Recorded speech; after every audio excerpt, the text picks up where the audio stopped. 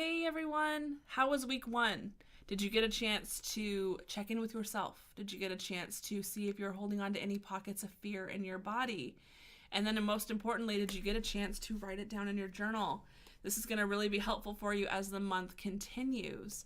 What I wanted to share with you guys is that fear, besides being held in our solar plexus area as a common place, we can also hold it in our heart as a common place. And I want to tell you guys that is a place where I found some pockets of fear within myself. I've also found that places of pain or discomfort in our body can also be pockets of fear.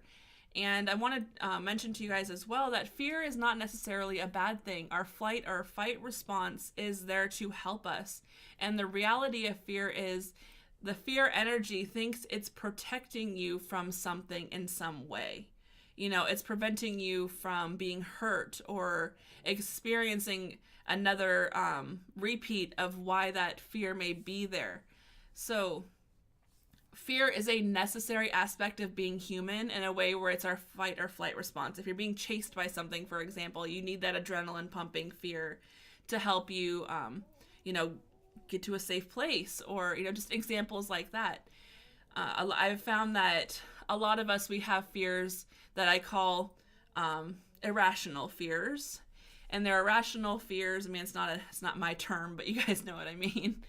The irrational fears are, I have a fear of blank and I don't understand why. Those are the irrational fears. You can't rationalize why you have it. You just have that fear. And that's really what we want to work through this month. Those are the things we want to break through, because those are the things we can break through to help us kick out the irrational fear energy. The normal fight or flight fear is a mechanism of being human that is protective, and we kind of need that. So that's what's one of the joys of human nature, I guess, right? But it's a good instinct. If you're being chased by, you're being chased by something, you want to be able to have that, fight or flight instinct so that you have the adrenaline pump and you can do something about it. But I know this is just an example that's so common, is that people are afraid of spiders and they don't understand why. I've asked many people, why are you afraid of spiders? Like, me personally, I'm not. So I always find it kind of interesting. Like, why are you afraid of spiders?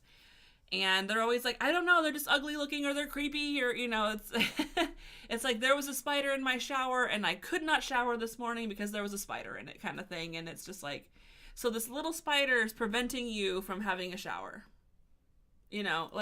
It's preventing you from feeling like you can take care of yourself in that way.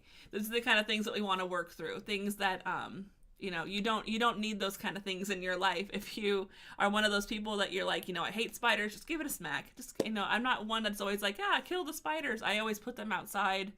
But, if it makes you feel better, just smack it, rinse it down the drain, and take your shower, So that's really what we're working on. And as we get into week 2 here, I want you guys to interview those pockets of fear in your body. Interview that pocket of fear and ask it, what do you represent?